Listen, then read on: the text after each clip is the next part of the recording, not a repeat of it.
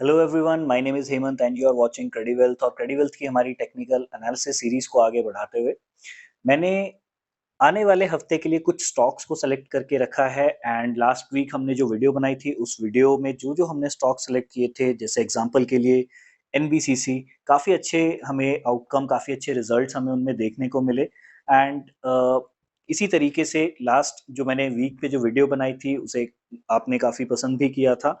And तो उसी मैं सीरीज को आगे बढ़ाते हुए अब मैं कोशिश करूंगा कि इसी तरीके से हम वीक ऑन वीक बेसिस के ऊपर कुछ स्टॉक को सेलेक्ट करके रखें, ताकि जब कभी भी हमें हमारे मतलब के डिजायर्ड सेटअप वहां पर मिले, हम अकॉर्डिंगली उस पर ट्रेड कर सकें। सो अगर आपने अभी तक मेरे चैनल को लाइक एंड सब्सक्राइब नहीं किया है तो मैं चाहूंगा आप इस चैनल को लाइक एंड सब्सक्राइब जरूर कीजिए। चलिए आगे बढ़ते हैं।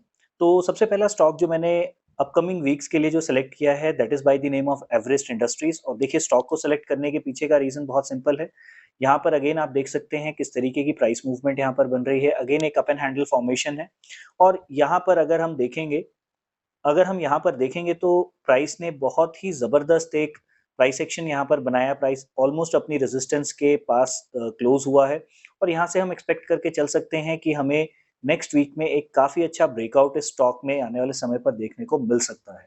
और अगर मैं यहाँ से टारगेट्स निकालने की बात करूं तो आप देखेंगे कि स्टॉक ऑलरेडी अपने लाइफ टाइम हाई पर ट्रेड हो रहा है। तो अगर ये स्टॉक अगर ऊपर की डायरेक्शन में निकलता है तो आपको काफी अच्छे टारगेट्स यहाँ पर देखने को मिल सकते हैं। देन जो मैंने सेकंड स्टॉक नेक्स्ट वीक के लिए जिसे मैं चाहूंगा कि आप लोग अपनी वॉच लिस्ट पर रखिए, that is by the name of GAIL India limited. और स्टॉक को सेलेक्ट करने के पीछे का लॉजिक देखिए, बहुत सिंपल सा है। अब यहाँ पर जो हमारी ट्रेडिंग जो फिलॉसफी, थोड़ा सा जो हमारा ट्रेडिंग स्टाइल रहेगा वो डिफरेंट रहेगा।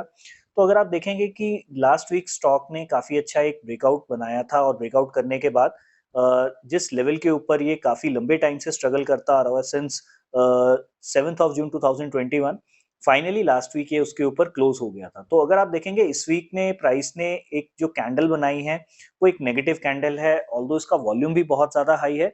तो यहाँ पर देखिए हम एक कॉन्ट्राडिक्टिंग बेट को प्लेस करेंगे। अब मैं इस चार्ट को वन डे पर प्लेस कर रहा हूँ। तो देखिए, अगर आप यहाँ पर कैंडल्स की अगर आप फॉर्मेशन देखेंगे तो ये कैंडल्स धीरे धीरे करके अब नीचे की डायरेक्शन में विक छोड़ रही है। तो सपोज कीजिए अगर यहाँ पर किसी भी तरीके की बुलिश कैंडल की फॉर्मेशन अगर बनती है तो हम यहाँ पर एक बार बाय साइड का ट्रेड जरूर अटेम्प्ट करेंगे।